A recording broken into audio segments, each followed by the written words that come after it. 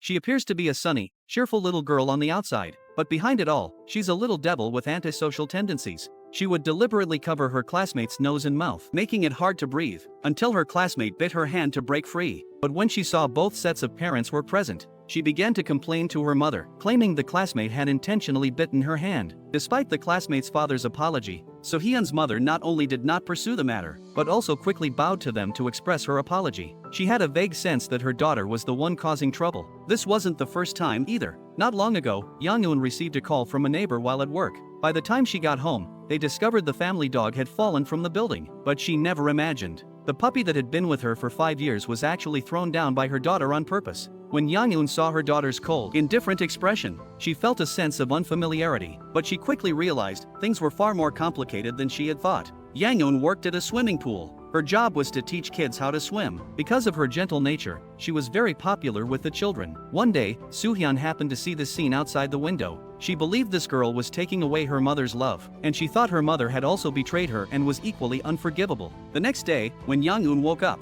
she found Soo-hyun standing at the door, staring at her. That was when she noticed something wasn't right. Her thigh was scratched at some point. She looked at Soo-hyun in disbelief. 네가 그런 거야? 네.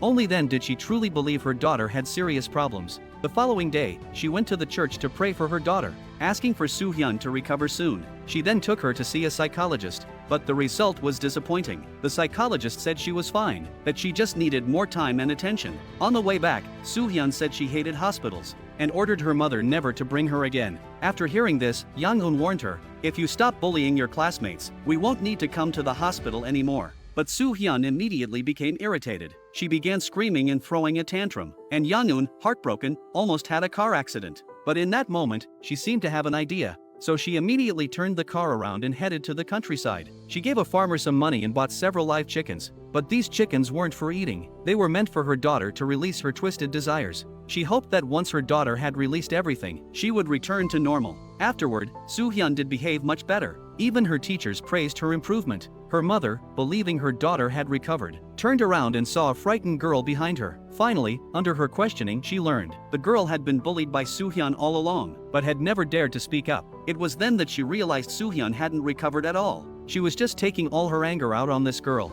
Her mother was shocked but didn't apologize to the girl. Instead, she insisted the girl not tell her parents or teachers. If she kept the secret, she promised to discipline Soo-hyun. The frightened girl had no choice but to agree. But just as they were about to leave, they bumped into Soo-hyun coming upstairs. The girl hid behind Young-eun in fear, but Soo-hyun thought it was the girl who was stealing her mother's love, and that her mother had once again betrayed her. Without saying a word, she turned and left. While working the next day, Young-eun discovered that Soo-hyun had led the girl into the deep end of the pool. Despite her desperate chase, it was too late. Watching the girl slowly sink, she froze in place. Other staff immediately rescued the girl, and although she was out of danger, the girl slipped into a coma. After being scolded by the girl's mother, Young-eun silently endured it. Later, she could no longer suppress her anger. She yelled at her daughter, asking why she did this. But Soo-hyun just kept a blank expression. That night, before bed, she saw Soo-hyun cutting through her sketchbook with a knife, releasing her frustration. When Young-eun tried to take the knife from her, Soo-hyun used the opportunity to cut her hand. This pushed her to utter despair.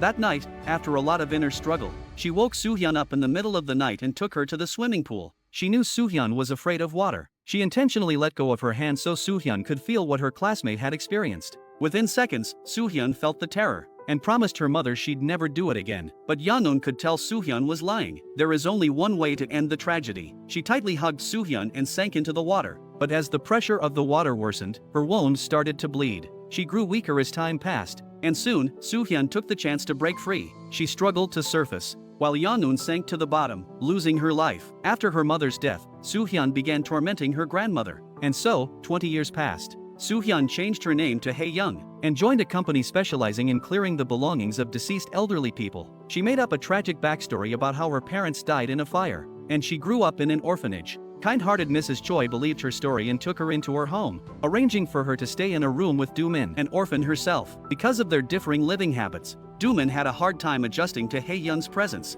She would leave her personal belongings lying around, and even wore Do-min's clothes without asking. One day, Do-min's boyfriend came to visit. because Doomin was pregnant and he wanted her to abort. But Doomin insisted on raising the baby herself, fearful that Doomin might use the child to blackmail him. The two had an intense argument. Doomin was no match for him, but just in time, Hae-young intervened and stopped the boyfriend. This only angered him further, and he vented his fury on Hae-young. Eventually, a security guard arrived, forcing the boyfriend to leave. But the following night, Doomin took the initiative to ask her boyfriend to meet in a warehouse. When he arrived, all that was left was her phone. The next second he was attacked from behind, but instead of harming him, the person knocked him unconscious. Then, they cut the brake lines on his motorcycle. When the boyfriend woke up, he rode off, unaware of the danger. The next day, while cleaning, Doomin accidentally found a bag under Hae-young's bed. Out of curiosity, she opened it. Inside, she found a notebook filled with drawings of girls, and several phones. One phone had a note inside it. When she was about to look closer, she heard a noise from the door. She quickly put everything back, but took the phone with the note. Back in her room, she saw that the note was a photo taken at an orphanage. There were 3 girls in the picture, and Hae-young was one of them. To uncover the truth about Hae-young, Doomin looked up the address of the orphanage. At that moment, she received a call from her boyfriend's family. Her boyfriend had died in a serious car accident, and they suspected Doomin was somehow involved, because the last call boyfriend received was from Doomin. But Doomin claimed she knew nothing. When she told Hae-young the news, Hae-young's reaction was surprisingly pleased. 아, 잘 됐네.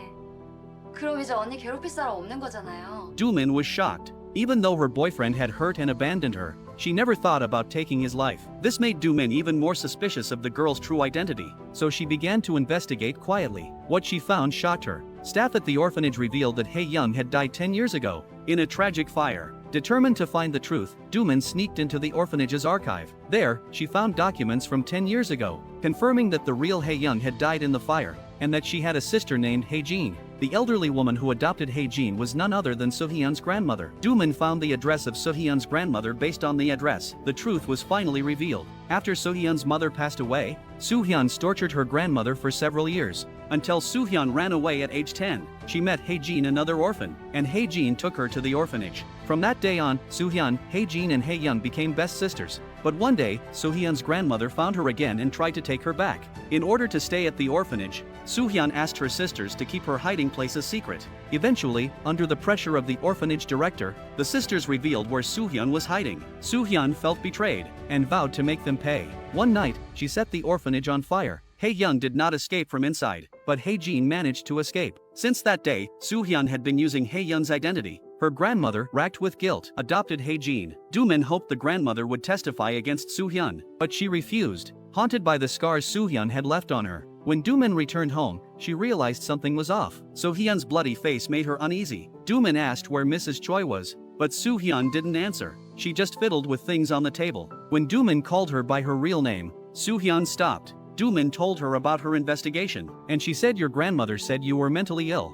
근데 미친 건 내가 아니라 그 할망구야!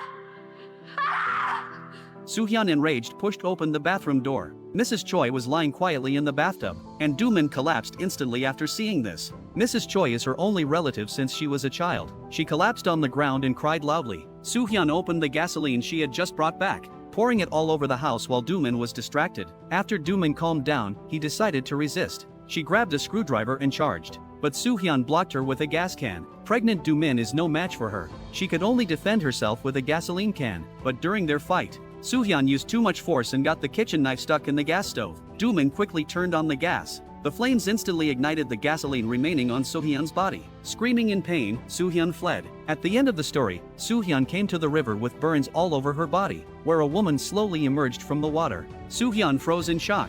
The woman was her long-dead mother, but instead of scolding her, her mother embraced her and said, "I've come to take you with me." But at this time, Soo-hyun still thinks that he is not wrong.